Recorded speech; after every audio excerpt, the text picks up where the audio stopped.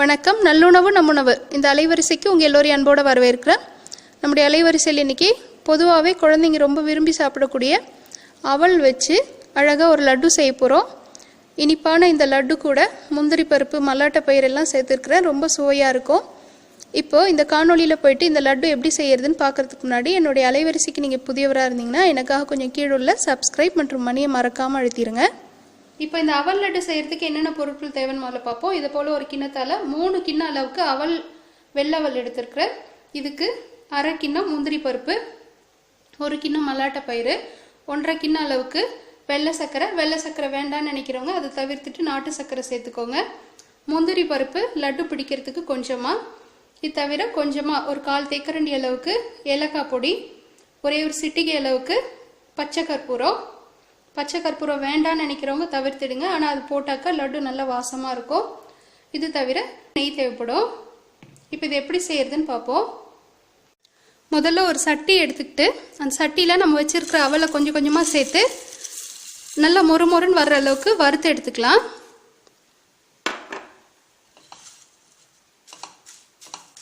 தீ குறைச்சி வச்சுக்கோங்க, இல்லைன்னா அவல் தீஞ்சு போயிடும். அவல் ஒன்று எடுத்து இப்படி உடச்சி பாருங்கள், நல்லா உடையுது. இது மாதிரி வந்துருச்சுன்னா அவல் அடுப்புலேருந்து எடுத்துடலாம். அவலில் கல் தூசிலாம் இருக்கும், அதெல்லாம் சுத்தம் பண்ணிவிட்டு எடுத்துக்கோங்க. இது மாதிரி ஒரு அகலமான தட்டில் கொட்டி ஆற வச்சிருங்க.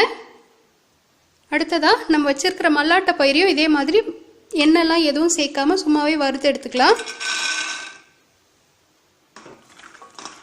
தீ மிதமாகவே வச்சுக்கோங்க. மல்லாட்டை பயிர் நல்லா வறுபட்டுடுச்சு. இப்போ இதையும் இறக்கி நல்லா ஆற வச்சிடலாம். அங்கே அந்த மல்லாட்டை பயிரும் அவளும் ஆறுறதுக்குள்ளார நம்ம வச்சிருக்கிற முந்திரி, சர்க்கரை,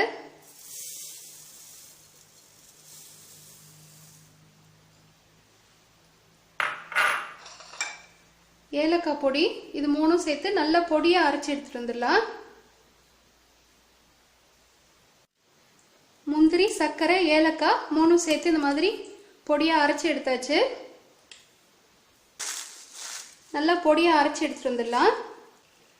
அவளும் அரைச்சாச்சு. மல்லாட்டை பயிரையும் இந்த மாதிரி பொடியாக அரைச்சி எடுத்தாச்சு. அடுத்ததாக நம்ம அரைச்சி எடுத்த எல்லா பொடியும் இப்போ ஒன்றா சேர்த்து கலந்து வச்சுக்கலாம். கடைசியாக மல்லாட்டை பொடியும் சேர்த்துடுறேன். பச்சை கற்பூரம் எல்லாத்தையும் சேர்த்து நல்லா கலந்து விட்டுடலாம்.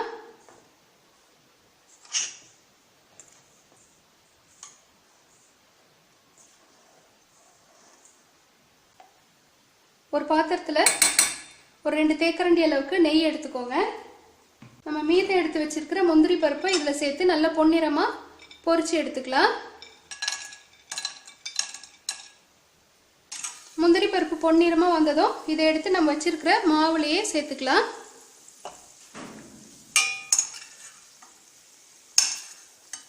இப்போ இந்த பாத்திரத்திலேயே இன்னும் ஒரு 4 தேக்கரண்டி அளவுக்கு நெய் சேர்த்துக்கிறேன்.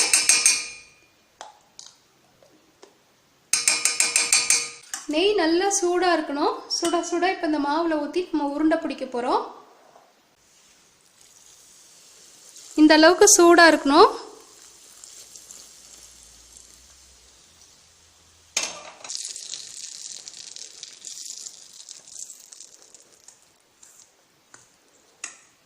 நெய் வந்து கொஞ்சம் கொஞ்சமாக சூடாக்கி இதில் சேர்த்துக்கோங்க. நிறைய செய்யும் பொழுது மொத்த மாவுலையும் அப்படியே ஒன்றா சேர்க்க வேண்டாம்.